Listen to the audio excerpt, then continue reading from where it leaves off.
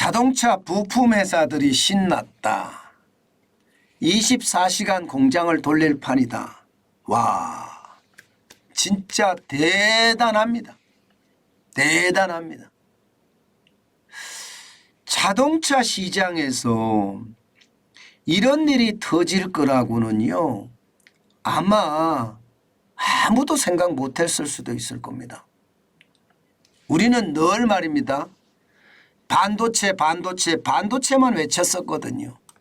예, 늘 반도체가 또 시장을 장악했으니까 당연히 반도체가 우리나라를 먹여 살릴 거다.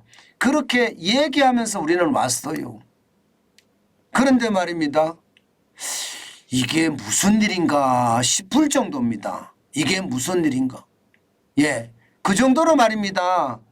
자동차 시장에서는요, 지금 굉장히 놀라운 일들이 하나씩 벌어지고 있습니다.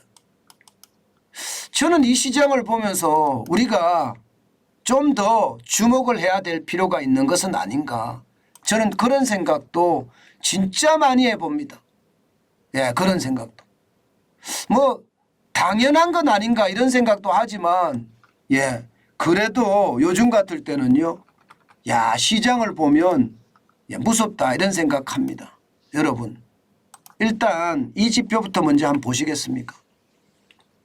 52개 자동차 부품사 평균 이익 상승률입니다.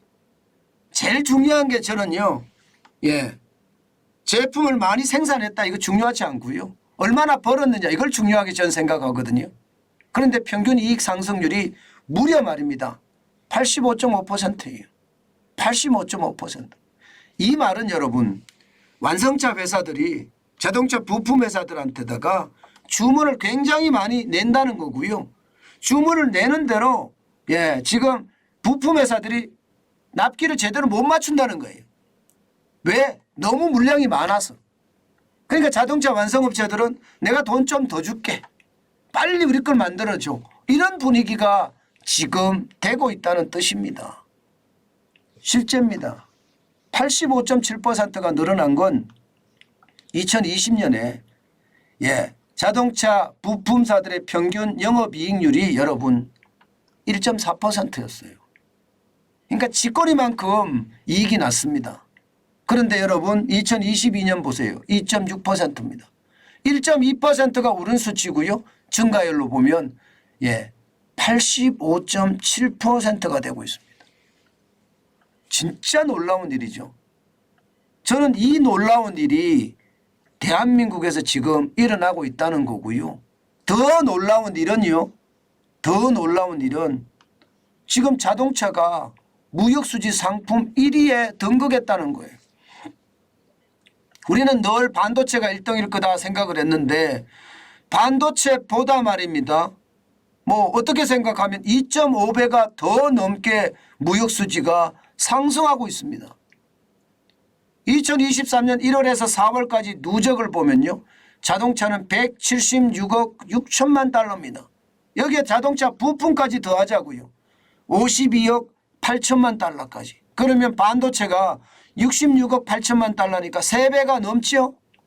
진짜 놀라운 일이죠. 이런 일이 일어날 거라고 어느 누가 짐작을 했겠습니까? 저는요, 이 시장을 보면서 현대자동차가 중국에서 고전을 겪고 사실상 폭망했잖아요.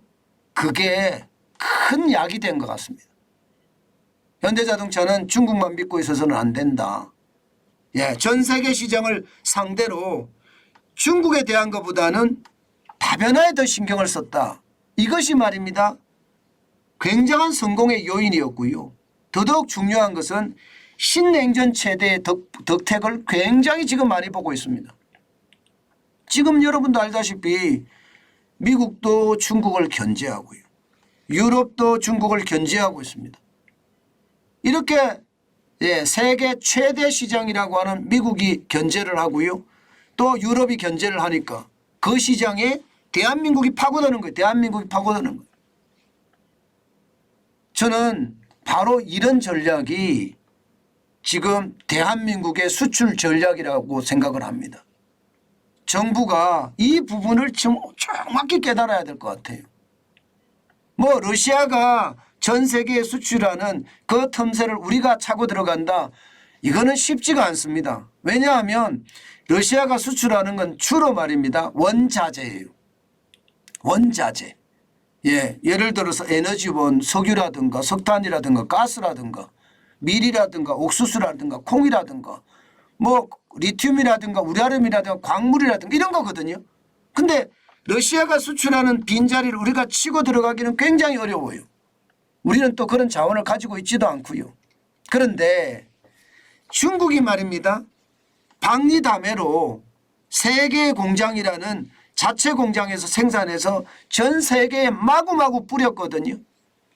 바로 이 시장에 지금 제동이 걸린 거라고 저는 보는 거예요. 중국의 자동차가 미국 시장으로 진출을 못하잖아요. 제대로. 예, 그렇게 감안을 해보면 말입니다. 우리는 큰 기회를 잡은 거예요. 진짜 큰 기회를 잡은 겁니다. 이대로 간다면 자동차의 부활이 어마어마해질 겁니다. 실제로도 말입니다. 지금 GM 같은 경우는 작년 말에 이미 이익을 냈어요. 2,766억 원의 이익을 냈고요. 예, 르노도 말입니다. 1,848억 원의 이익을 냈습니다. KG 모빌리티라는 쌍용차죠.